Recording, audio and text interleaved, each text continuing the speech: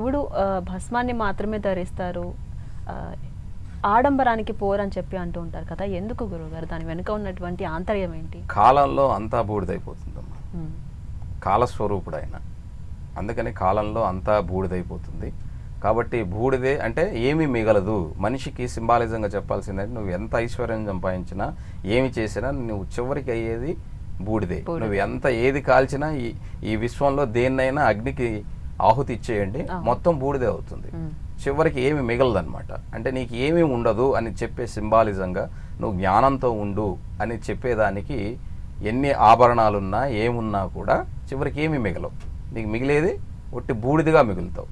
కాబట్టి దాన్ని మనకు ఆధ్యాత్మికంగా చెప్పేదానికి బూడిదే మిగులుతుందని చెప్పటం కోసం భగవంతుడు కూడా బూడిద ధరిస్తాడు అని చెప్పటం ద్వారా ఏమిటంటే నువ్వు జ్ఞానంగా ఉండు అని చెప్పేదానికి, ఈ సంసార ఇతిబాధల్లో కొట్టుమిట్లాడకుండా ఆయనకు కూడా పెళ్ళి ఉందని, సంసారం ఉందని, మొదటి తల్లిదండ్రులని, శివుడు అంటే మొదటి తల్లిదండ్రులని ఇలాగ మన అందరికీ చెప్తారు.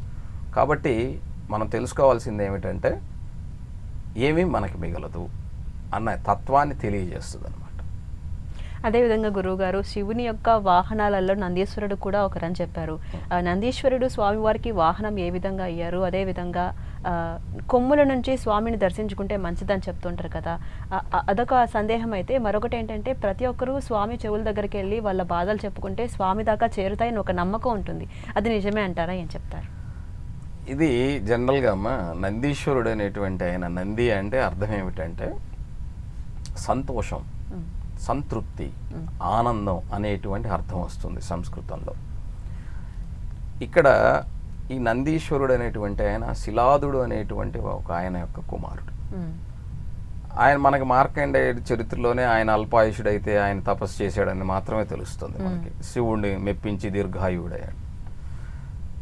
నందీశ్వరుడు కూడా అలాగే ఒకరోజు అల్పాయు ఉన్నవాడు అని చెప్పి తెలుసుకోవటం వల్ల ఆయన శివుడిని గురించి తపస్సు చేసి ప్రార్థన చేసి ఆయన వరం కోరుకోమంటే నేను ఎప్పుడూ కూడా మీ ఎదురుగానే ఉండి మిమ్మల్ని దర్శిస్తూ దీర్ఘాయువుగా అంటే ఆయుష్మంతుడుగా అవ్వాలని కోరుకుంటాడు ఆయన.